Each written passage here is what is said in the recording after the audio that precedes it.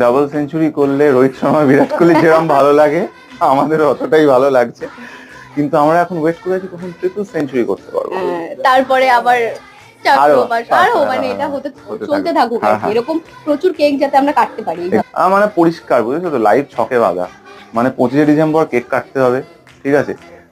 1 জানুয়ারি আমি মদ্যপান করি না, কিন্তু বাকি সবকিছু করি, হুল্লোড় ফুল্লোড় সব, বাকি কোনো আলাদা নেই লাইফে, পুরো মানে কোনো কিছু বাদ দিই না, সেইভাবে লাইফটা আমাদের চলে। এখানে শুরু হয়ে গেছে সেটা, এই যে এই কেক কাটিং সেরিমনি এবং তার আগে পিকনিক, এগুলো অলরেডি শুরু হয়ে গেছে এবং আমরা ওর মধ্যে ঢুকে পড়েছি। তো এটা আর কি ওই পুজোর পঞ্চমী ষষ্ঠী নবমীর মতো পরপর হতে চলেছে। কবে থেকে ওকে বলছি 200 হবে 200 হবে, ও কেউ কারোরই মাথায় নেই, শুভ্র কিছু না ও অনেক দিন ধরে বলি 200 হবে 200 হবে। বুঝতে পারি আমার কোথাও যেন আমি নিজেকে রিলেট করতে পারি, এটা একটা পাওনা, মানে প্রথম ও যেগুলো করছে বুঝতে পারি যে আচ্ছা এরকম ভাবে জীবনটা এগোচ্ছে, এটা একটা বিরাট পাওনা বাবা হিসেবে।